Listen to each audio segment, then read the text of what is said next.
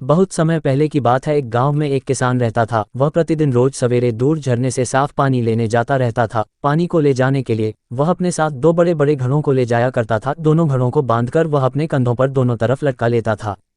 उन दोनों घड़ों में से एक घड़ा फूटा हुआ था और दूसरा घड़ा एकदम सही था। इसलिए प्रतिदिन घर तक जाते जाते उसका बहुत सा पानी फूटे हुए घड़े से बाहर निकल जाता था। ये प्रक्रिया लगभग 2 साल तक चलती रही। सही वाले घड़े को इस बात का हमेशा घमंड रहता था कि वो पूरा पानी को घर तक पहुंचाता है, बल्कि दूसरे फूटे हुए घड़े को इस बात का दुख होता था कि वो केवल आधा पानी ही घर तक पहुंचा पाता है और किसान की मेहनत बेकार चली जाती है। फूटा हुआ ये सोचकर बहुत परेशान रहने लगा और एक दिन उसने किसान से कहा, मैं अपने आप पर शर्मिंदा हूं और आपसे माफ़ी मांगना चाहता हूं। किसान ने फूटे हुए घड़े से पूछा, तुम किस बात के लिए शर्मिंदा हो?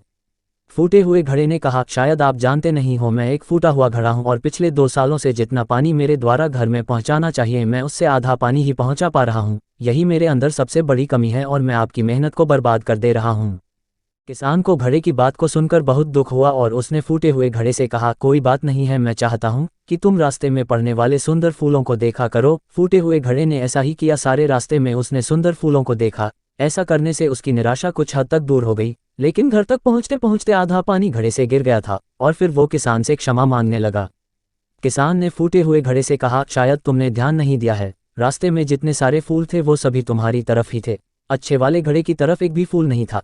क्योंकि मैं तुम्हारे अंदर की कमी को पहले से ही जानता था, इसलिए मैंने उसका लाभ उठाया और मैंने तुम्हारे तरफ के रास्ते में रंग बिरंगे फूलों के बीजों को बो दिया। तुम रोज थोड़ा थोड़ा पानी देकर उनको सींचते रहते थे और जिसके फलस्वरूप रास्ता फूलों से भर गया और बहुत सुंदर बन गया। तुम्हारी वजह से ही मैं इन फूलों को भगवान को अर्पित कर पाता हूँ और अपने घर को सुंदर बना पाता हूँ। अगर तुम ऐसे ना होते को क्या ऐसा संभव हो पाता?